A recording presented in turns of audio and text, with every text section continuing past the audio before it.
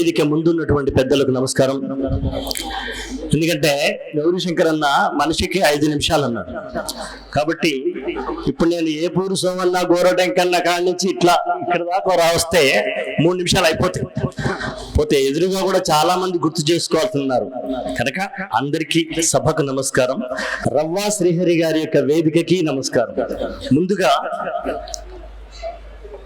ఈ సంవత్సరం book fair కి గద్దరన్న ప్రాంగణం అని పేరు పెట్టిన వేదికకు రవ్వా శ్రీహరి వేదిక అని పేరు పెట్టిన గౌరీశంకర్ అన్నకి వాళ్ళ యొక్క క్రియాశీల కమిటీకి నేను అభినందనలు తెలియజేస్తున్నాను, ధన్యవాదాలు తెలియజేస్తున్నాను. ఒక అపూర్వమైన దృశ్యం ఇవాళ తెలంగాణ నేల మీద కనబడుతూ ఉంది. ఏంటంటే అసెంబ్లీలో ముఖ్యమంత్రి రేవంత్ గారు కూడా దొరయేందురు దొర పీకుడేందురు అని అసెంబ్లీలో ముఖ్యమంత్రి పాడుతున్నాడు. గద్దరన్న పోతే గాద్గదిక స్వరంతో ప్రజా సంఘాల వాళ్ళు, సాహితీ సాంస్కృతిక సంఘాల వాళ్ళు, ప్రభుత్వము, మంత్రిమండలి ఇలా అందరూ కలిసి గద్దరన్నకు జోహారులు చెప్పడంలో ఎట్లాంటి శశబిషలు లేకుండా, నేను చెప్తే వేరే అనుకుంటారేమో, నేను చెప్పకుంటే సప్పుడే కూరుకుంటే బాగుంది అనుకోకుండా ఒక అపూర్వమైన దృశ్యం ఇవాళ తెలంగాణ నేల మీద, తెలుగు నేల మీద కనబడుతూ ఉంది. అందుకు గద్దరన్న యొక్క గొప్పతనాన్ని మనం గుర్తు చేసుకోవాలి. ప్రభుత్వాలు ఒక విప్లవ గాయకునికి, ఒక విప్లవ ప్రయాణికునికి శ్రద్ధాంజలి ఘటించడం, ఆయన యొక్క వాక్యాలని అసెంబ్లీ వేదికగా మాట్లాడడం అనేది ఒక అపూర్వమైన దృశ్యం. అలాగే వేదిక మీద అందరూ ప్రజాకవులు ఉన్నారు. నేనేమో ప్రజా పాటలు ఏమైనా రాసేయచ్చు కానీ నేను పక్కాగా సినిమా కవిని. మా పసునూరు రవీంద్రకు థ్యాంక్ చెప్పాలి. ప్రజాకవుల మధ్య సినిమా కవిని తీసుకొచ్చినందుకు ధన్యవాదాలు రవీంద్ర తంపి. అయితే ముందుగా నేను రేవంత్ రెడ్డి గారికి ఒక ధన్యవాదాలు చెప్తున్నాను సినీ కవిగా. ఎందుకంటే 10 ఏళ్లుగా నంది అవార్డులనే మూసుకుపోయిన ద్వారాన్ని తెరిచి నంది అవార్డులు ఇచ్చే కమిటీ కోట ముందు ఉన్న బారికేడ్లను భూమట్టం చేస్తూ మా సినిమా వాళ్ళకి గద్దరన్న అవార్డు పెడుతున్నామని చెప్పిన రేవంత్ రెడ్డి గారికి సినిమా కవిగా నేను ధన్యవాదాలు చెప్తున్నాను. సింగమనేని నారాయణ గారని ఒక గొప్ప కథా రచయిత ఉన్నాడు. ఆయన ఒక కథా రచయితల యొక్క సమావేశంలో కథ ఎలా రాయాలో చెబుతూ ఆయన ఒక మాట అన్నాడు. ఏమన్నాడంటే, మీరు కొత్త కథలు రాయాలనుకున్నా లేదా లబ్ధి పొందినటువంటి రచయితలు కథలు రాయాలనుకున్నా, మీకు మనసు తోచకపోతే ఒక్కసారి గద్దరన్న పాట వినండి, మీకు కొత్త పాట పుడుతుంది అన్నాడు. That is Gaddar. గద్దరన్న ప్రవేశపెట్టిన కొన్ని కొత్త విషయాలు ఏంటంటే, ఆయన పట్టుకున్న కర్రను లేదా భుజం మీద వేసుకున్నటువంటి గొంగళిని కూడా ఒకసారి ఆ గొంగళిని పసిబిడ్డలాగా చేస్తాడు, ఒకసారి ఆ యొక్క గొంగళిని పసిబిడ్డలా చేస్తాడు, పదునైన ఆయుధంలా చూపెడతాడు. గుడ్డ ఒకటే, శాలువా ఒకటే, అది ఒకసారి పసిబిడ్డ అవుతుంది, ఒకసారి అమరవీరుని పార్థివ శరీరం అవుతుంది, మరొక్కసారి అది ఆయుధం అవుతుంది, మరొక్కసారి అదే కవచం అవుతుంది, మరొక్కసారి అది వాళ్ళ తనను కన్న లక్ష్మమ్మ అమ్మ అవుతుంది. అలా ఒక శాలువాని 2 రూపాలలో చూపించిన ఏకైక గాయకుడు, కవి, కళాకారుడు ఆయనే. ఆయన మాట్లాడే భాషలో మొత్తం మాండలికం ఉండదు, మొత్తం ఉపరితల భాష ఉండదు. మాండలికాన్ని, ఉపరితల భాషని కలిపి గద్దరన్న స్వంతంగా ఒక తెలుగు భాషను, యాసను తయారు చేసుకున్నాడు. అలాగే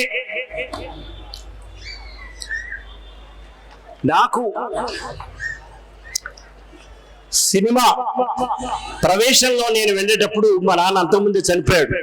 నేను సినిమా పాటలు రాయాలా వద్దా అని తెలుసుకోవడానికి ఎవరిని అడగాలో తెలియక నేను గద్దరన్న ఇంటికి వెళ్ళా. అన్నా, నేను సినిమాల్లో పాటలు రాయాలనుకుంటున్నాను, మీ యొక్క ఉద్దేశం చెప్పండి, అభిప్రాయం చెప్పమంటే, ఇక్కడి నుంచి చక్కగా దాసనారాయణరావు దగ్గరికి పోయి పాట మొదలు పెట్టుకోరా అన్నాడు. వద్దని చెప్పలా. That is Gaddar. కొండపల్లి సీతారామయ్య గారు అనుకుంటా, ఎందుకంటే అది అల్లమన్న చెప్పాలి. ఆయన రాసిన ఒక పుస్తకం మొత్తాన్ని ఒక పాటలో చెప్పినాడు. వ్యవసాయ విప్లవం, భారతదేశం అన్నదాన్ని ఒక పుస్తకంలో ఉన్న విషయాన్ని ఒక పాటలోకి తీసుకురావచ్చు అని నాలాంటి వాళ్ళకి మార్గం చూపించినటువంటి మహా మార్గదర్శకుడు గద్దరన్న. అలాగే సిరిమెల్ల సెట్టు కింద లచ్చమ్మ అనే పాటతో స్త్రీవాదం అనేటువంటి ఒక సోయిని మొట్టమొదటిసారి తీసుకొచ్చిన వాడు గద్దరన్న. దళిత పులులమ్మ అనేటువంటి పాటతో దళితవాదానికి ఒక భూమిక తయారు చేసిన వాడు గద్దరన్న. పొడుస్తున్న పొద్దు మీద నడుస్తున్న కాలమా అనే పాటతో ఒక అస్తిత్వవాదానికి సంబంధించి ప్రాంతీయ వాదాల గురించి ఒక పాట ఎలాలో నేర్పిపోయినటువంటి వాడు గద్దరన్న. ఆయన ఒక్క పదాన్ని బహు రసాలలో పలికిస్తాడు. అది ఆశ్చర్యం. అది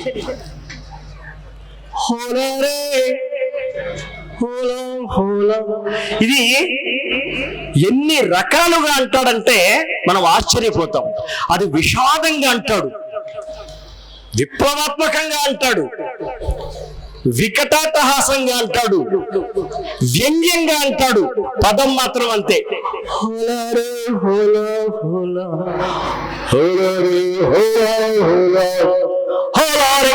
ఇన్ని రకాలుగా ఒక్క చిన్న పదాన్ని తీసుకుని ఇన్ని ముఖాలుగా చెప్పవచ్చు అన్న సంగతి మొట్టమొదటిసారి ఈ భూమి మీద మొదలుపెట్టిన కవి గద్దరన్న. పాటను ఎక్కడ నొక్కి చెప్పాలో, ఎక్కడ తేల్చి చెప్పాలో తెలిసినటువంటి ఒక రసాయనిక శాస్త్రవేత్త, ఒక పాట రసాయనిక శాస్త్రవేత్త ఈ తెలుగు నేల మీద, ఈ భారత భూమిలో పుట్టినాడు అంటే ఓన్లీ గద్దరన్న మాత్రమే. అతనికన్నా పూర్వం సుద్దాల హనుమంతు రాయొచ్చు, లేదా శివసాగర్ రాయొచ్చు, ఎవరైనా రాయొచ్చు, ఎవరైనా భూమికలు చేసినారు కావచ్చు. కానీ ఒక కొత్త విషయాన్ని, అందుకే ఆయన పాట పాడితే మనలాంటి వాళ్ళ గుండెల లోపల భూకంపం పుట్టిస్తాడు. మనలాంటి వాళ్లకు వ్యతిరేకంగా ఉన్న నొసళ్ళ మీద భూకంపం పుట్టిస్తాడు. భూకంపం అంటే కనుబొమ్మ. భూకంపం పుడుతుంది ఒక దగ్గర, మనకేమో భూకంపం పుడుతుంది. ఇలా ఒకే ఒక్క పాటతో రెండు కంపనాలను సృష్టించినటువంటి ఏకైక ఆయుధం గద్దరన్న గొంతు. ఇది గద్దరన్న యుగం. ఒకప్పుడు గాంధీ యుగం అనే ఒక మాట ఉండేది, దాన్ని పూర్వపరం చేస్తూ గద్దరన్న యుగం అనిపించుకున్నటువంటి ఏకైక వ్యక్తి కూడా గద్దరన్న మాత్రమే. ఇలా ఆయన గురించి ఎన్నో చెప్పొచ్చు. పాటలో కొసమెరపి ఇవ్వడం చెప్పే ముందు అంటాడు. మీరు బాగా గమనించండి. ఊరికే అడక తింటే మన ఆకలి తీరది, అడక తింటే మన ఆకలి తీరది అని గుద్దు గుంజుకుందాం అనడు. అడక తింటే మన ఆకలి తీరది, అరే గుద్ది గుంజుకుందాము రో. ఆహారటప్పటికి వంట చేస్తున్న తల్లి గాని, బిడ్డకు పాలిస్తున్న తల్లి గాని ఒకసారి ఆ బిడ్డను ఆపేసి అలా చూస్తుంది. అన్నీ చెప్పబోతున్నాడు.